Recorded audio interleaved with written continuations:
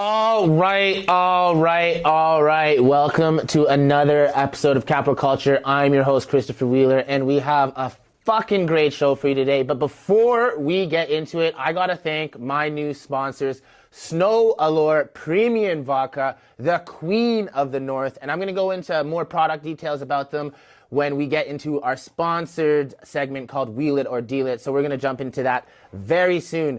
But we have the crazy Latina, aka NANU, in the building. How are we doing? I'm doing really good. I love that I have this little penis here. Oh, I don't know if it's Look, a penis. it reminds me of my ex. Oh my god. So I've been watching your career since the beginning, and it's been filled with hardship. And you've come a long way since our first interview in 2019. Now, what a way! What a 5.5 million TikTok followers. You have 6 million, honey. I can't keep up. And then I believe you have over 250,000 Instagram followers, around 327,000. I could be wrong on that. 385. Girls are always correcting me, so this is nothing new. But let's jump into it with the first question. Very basic question. Okay. Who is the crazy Latina, or who is NANU?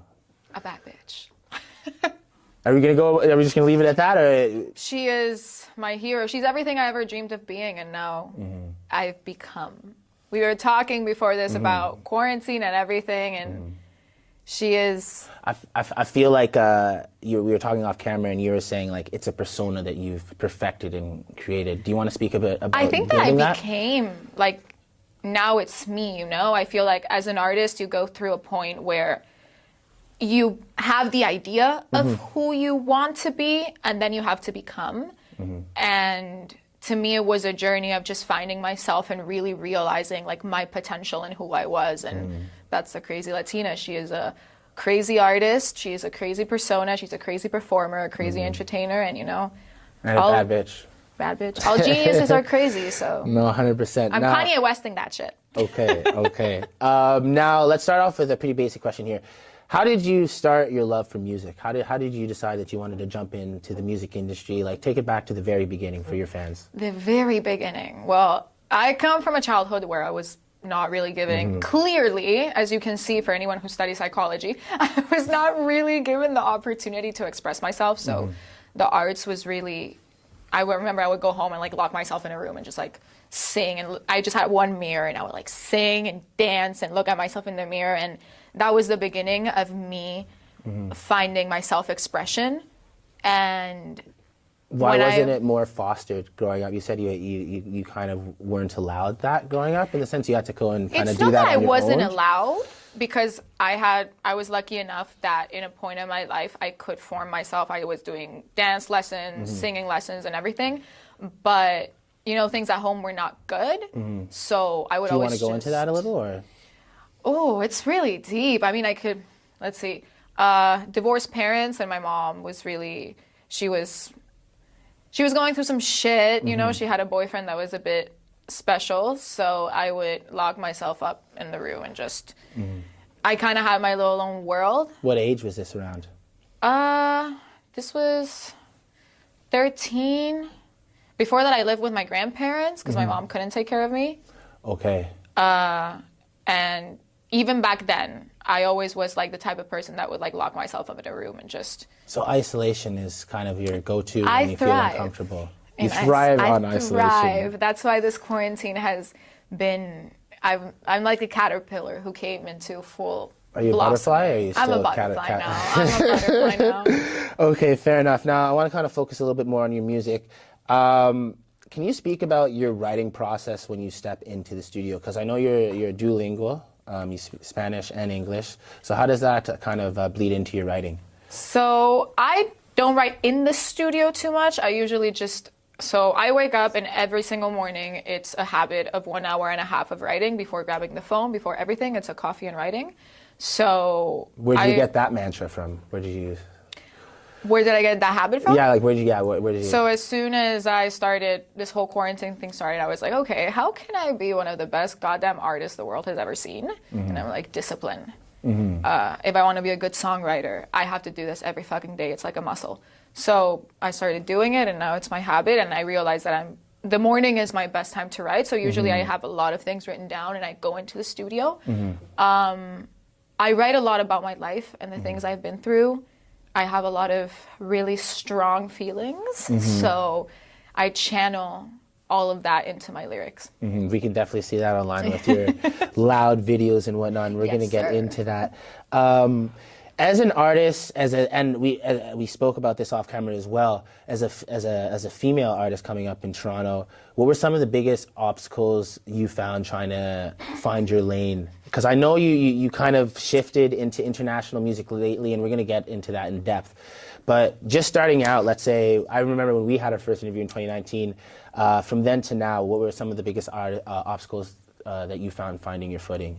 Well, I mean, I don't want to play the blaming game because I think I didn't have back at that time the confidence I needed to, but definitely I was not treated as an artist. I was treated as... Do you think your looks kind of overshadowed what you were trying to... Yeah, I think that the fact that, you know, I'm a basic looking white girl. I want to say basic. I'm gorgeous, thank you. But, you know, I didn't have the look of a Toronto rapper, and at the time I was doing mostly hip hop.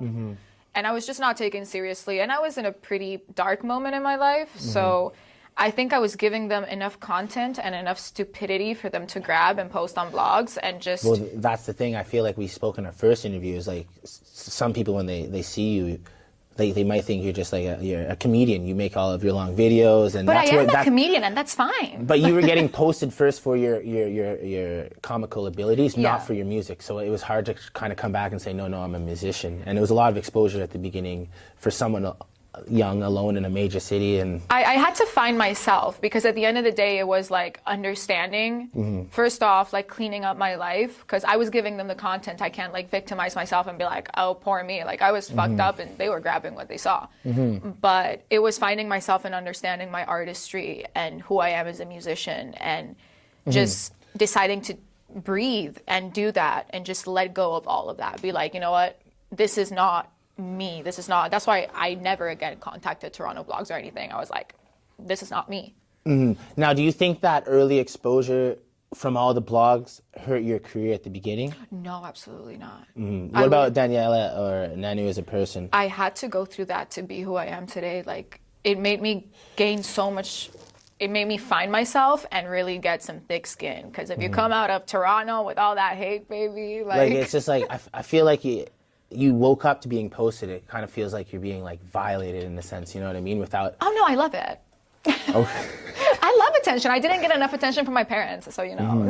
And that played in. Does that play into your career now, in the sense of how much you post a day? Do you find 100%. Like you find validation via online more than you do? No. I definitely... Part of this whole process was understanding that, you know, although online validation feels really good, you know, it's something that I speak with my therapist all the time. My validation does not come from those things. My validation comes from my discipline, from who I found myself to be, and from this journey of like, yeah, it feels really nice to have that, but I don't validate myself through the numbers or all that, because I still don't feel like... I don't feel like 6 million is a lot. And it's not that I'm not grateful for it. Yeah. I'm just like, I don't measure my success with numbers. I measure my success with how happy I am with what I'm doing. Compared to 2019 to now, how much happier are you now to compare to when you're making music in 2019? Oh, I'm so much happier, because I realize that I am living my dream. I feel like we're always focused on a destination and we're not really looking at the journey. And I feel that art is about passion, and it's like I'm living my dream. This is the passion. Like every day waking up and like writing and practicing piano and doing all this, like that is the dream. The goal is to, you know, have the big numbers so you can live off of it and like, you know, we all like money. Yeah, no. But, you know, a bitch is rich in mind. So 100%. So you just spoke about journey. Something to expedite your journey. What are some skills that you think you're missing to take you to the next level? None. Let me just look at my camera here. You heard it here. None. None? Okay, what do you think something you can improve on? Something I can improve on? Having patience and knowing that things are going to fall in the place they have to fall at the right time, and just being grateful for what I have in the moment. I have everything I need, so... Okay. So kind of like gratitude. Yeah, kind of a deal. lot of gratitude in this life. Now, you're originally from Argentina, and most of your cultures and your mannerism are quite Spanish. You're loud, you're passionate. What was the biggest adjustments for you moving from Argentina or South America, to North America, aka Toronto? Well, I didn't adjust, and that's how it went. I didn't adjust, and that's how it went. They were like, "You bitch are crazy." I'm like, "Yeah, nice to meet you." So when did you actually move here as a? 2014 or 2015. Wow, eh? Yeah. So it was actually this whole new... I'm pretty Canadianized. To be honest, I don't know if I could go back to Argentina, in all honesty. I think it would be really hard for me. You do post about missing it a lot, though. I miss it a lot, but I don't know if I would be able to live there. Can you speak on... Well, I feel like you did a little bit at the beginning of this interview.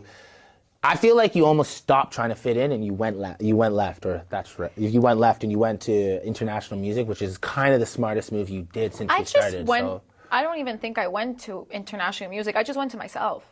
And it all happened. Like, I remember I was just posting TikToks and suddenly me talking about being an immigrant became viral and I was like, oh shit. When did you when did you realize you wanted to focus on the South American market? Like, did someone edge you to do that, or was it just like you woke up one day and you're like, fuck this Toronto market, I'm gonna go off something else? It just happened naturally. I was like talking about being an immigrant, and the video became viral, and I was like, oh shit, like there's a community here, there's people I can speak to, right?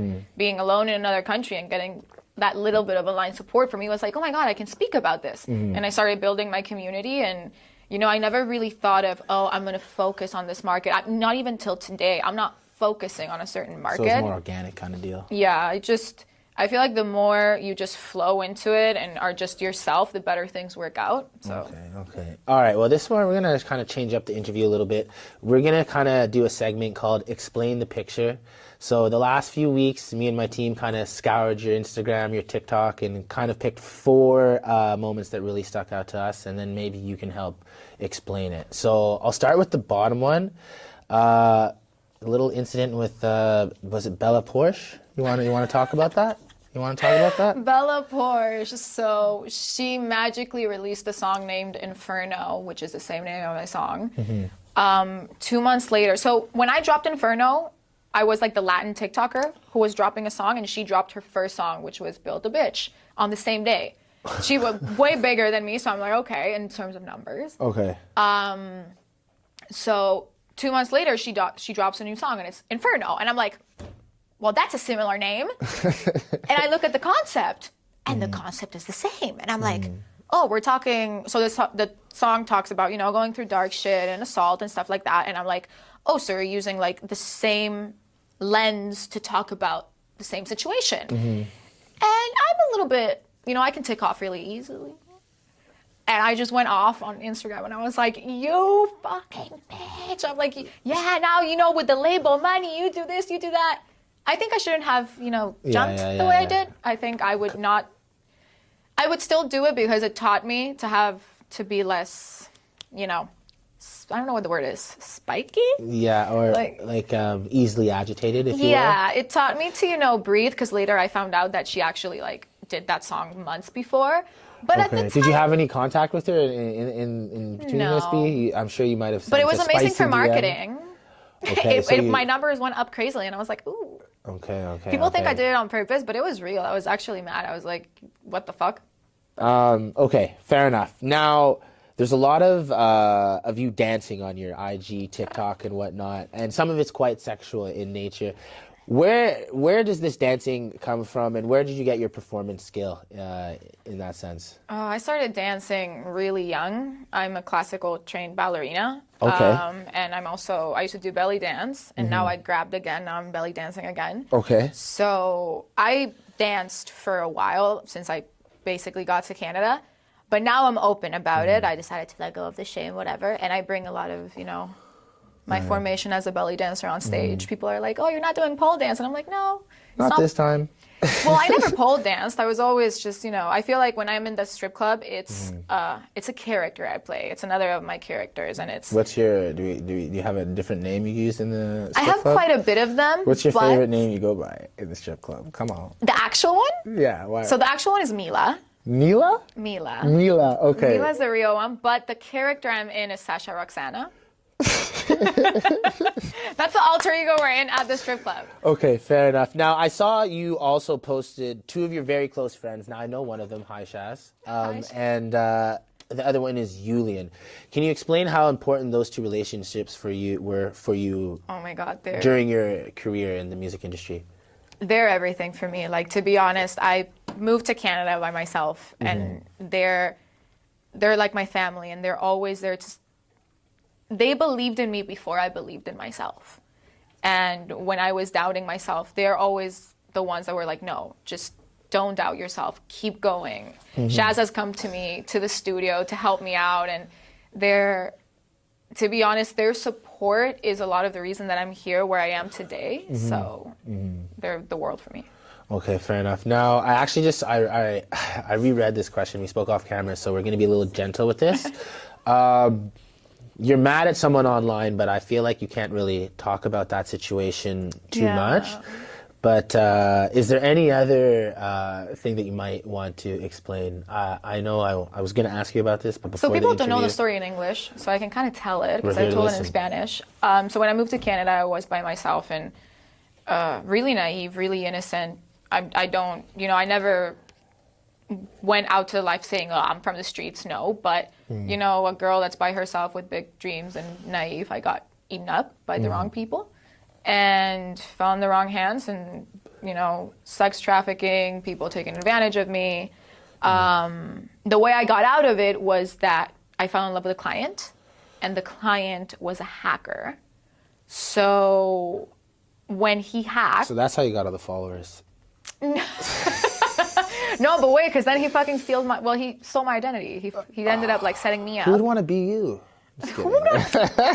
Honey. Just fucking around. But please go on. So he steals my identity, and that's how I get away from it, because of course no one wants to, my name and everything. I feel like you're picking poisons here. You left an industry that was taking advantage of you to a singular individual that really took advantage of you. Yeah, so I was let go because, of course, who wants to... Let go from the relationship or the... From all of the From the business. The people taking advantage of me just didn't want anything to do with me because, the government was watching me. My SIN number was compromised and everything, so... okay. But I had a lot of debt to pay, so that's how I got into the industry independently, but... Debt with now school debt? No, because he, with the whole identity shit, yeah. Wow, okay, So yeah. I had to pay that debt, and the way I did it was I got back into the industry, but without, doing full-on stuff. I got in as a dancer, and I worked at massage parlors, and that's how I paid off my debt. What would you say to younger girls hearing that story? Would you have any advice for them? Like, I feel like I have this question later on in the interview, but I feel like we're kind of connecting right now about this topic. So you have a camera here if you want to speak to them, and maybe if you have any advice for young girls that maybe are getting taken advantage of, or like maybe they're thinking of doing this, that. It's just maybe you have something. Sadly, the media and everything will sell you, that it's fun to do all this and have sugar daddies and all this shit. And I'm not talking down on it because everyone is open to do whatever they want. But when you're 18, you don't know shit. Please talk to the people you love, talk to your family, and know that there's some really evil people out there, and there's predators. Be careful, love yourself, respect yourself, and talk to people. You're not alone. That's what I would say. And I feel like I'll try and talk to my editor, and maybe we'll put down, like, there's a national helpline for this kind of stuff. I'm sure there is, so maybe we'll put that during the interview, just because we touched on it so largely, shall I say. Now, we'll skip back into another part of the interview. We're kind of done with explaining what's going on your gram, and now we'll kind of get back into some deeper questions. Now, we just kind of touched on it, but I don't know if you were directly a sugar baby. I feel like I have to skip this question because you just went into it. but it's fine. I'm about to start talking about sugar babies. Well, I wasn't like completely a sugar baby. Like, I once dated a guy because he had money, but that's as far as I went. I didn't like. Is it important for you that the guy you date have money in your stage? What's enough money? All right, this is way off topic, but fuck it, I want to take some. What's enough money? Enough to take care of a family if I end up pregnant. Like. I'm really old-fashioned in that way, so, Do you want kids? Of course. How many? Minimum 3.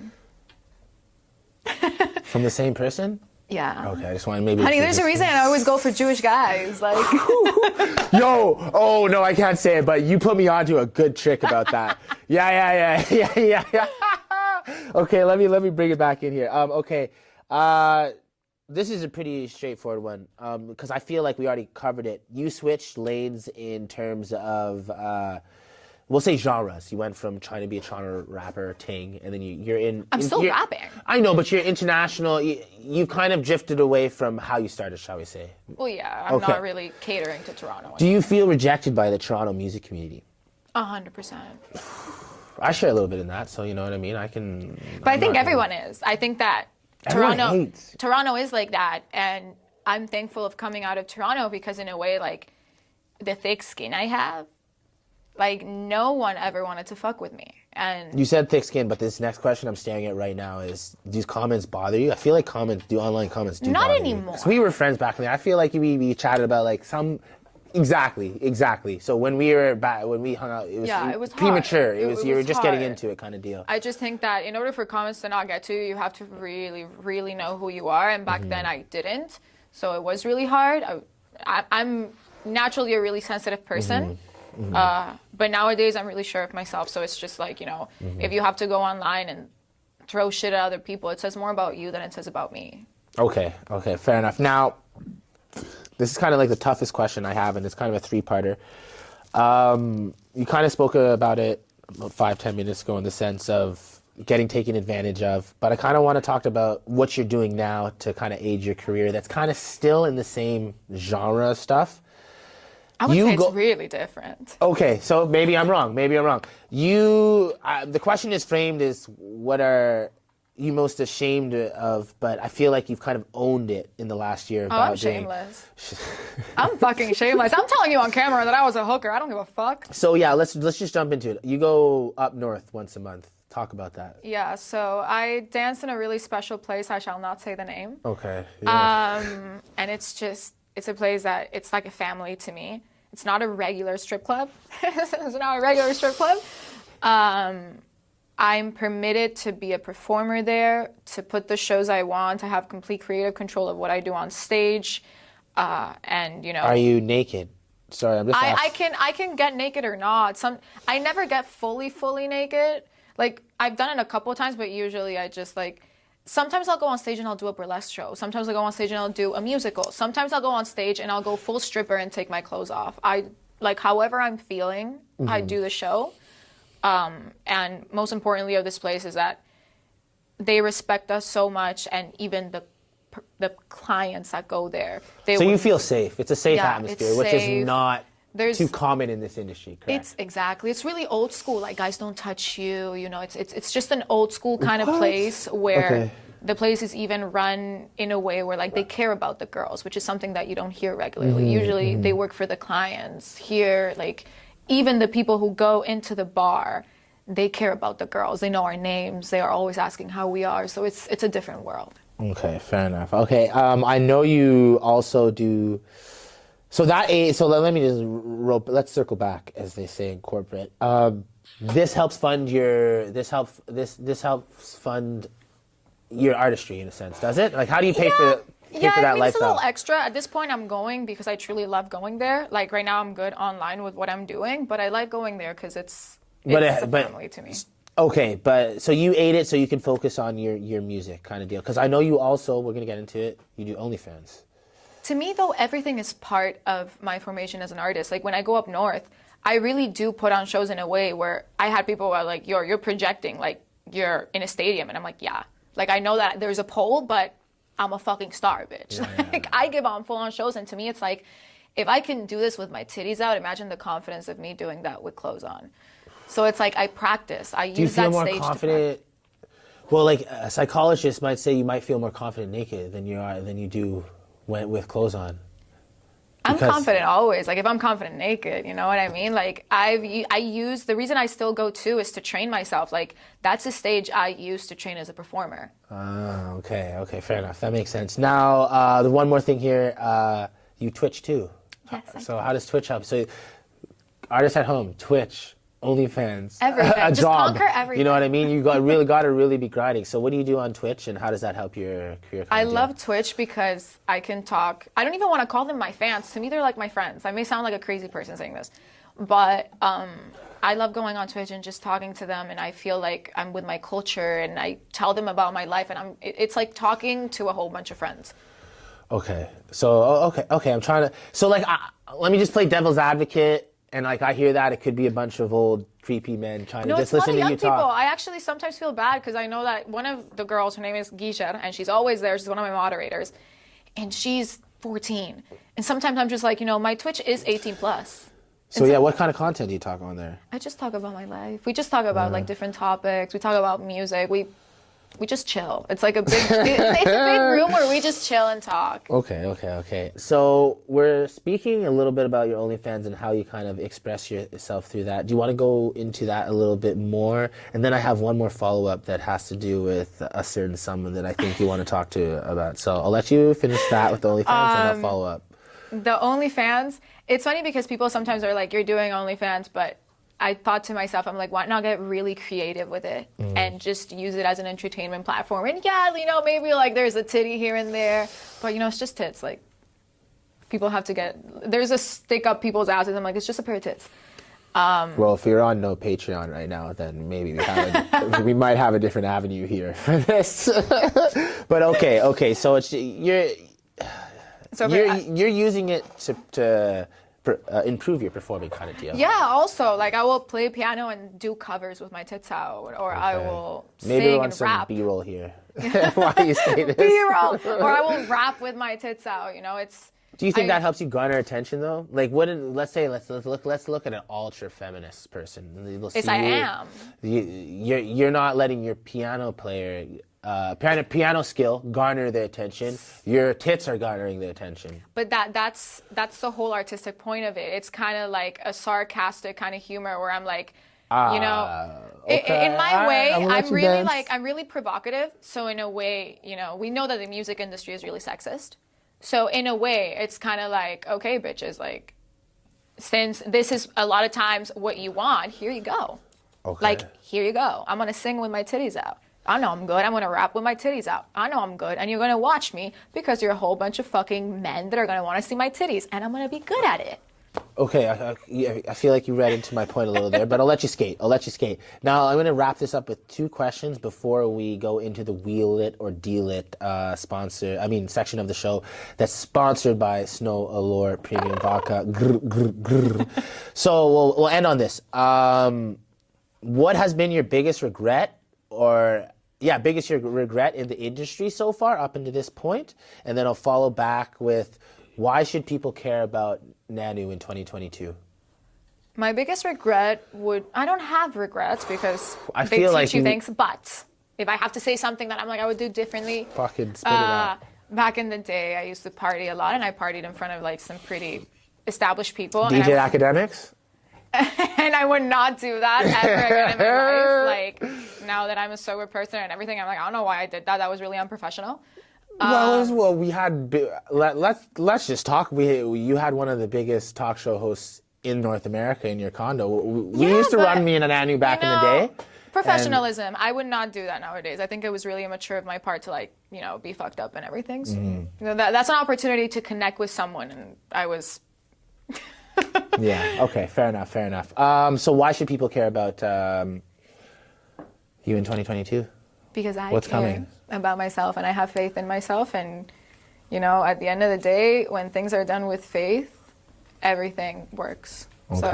Okay. So let me also follow up. Do we have projects for your fans? Can your fans at home inspect anything from 2022? I'm really excited. We got your camera here too, by the way. Really excited because now I'm composing my own songs as well. So you're gonna get my compositions, and as an artist, I know I've taken a little bit of time off, a couple of months, but it was to work on my craft, and I'm coming back full force with everything. All right. With that being said, let's have some fucking fun. It's time to Wheel It or Deal It. Coming next.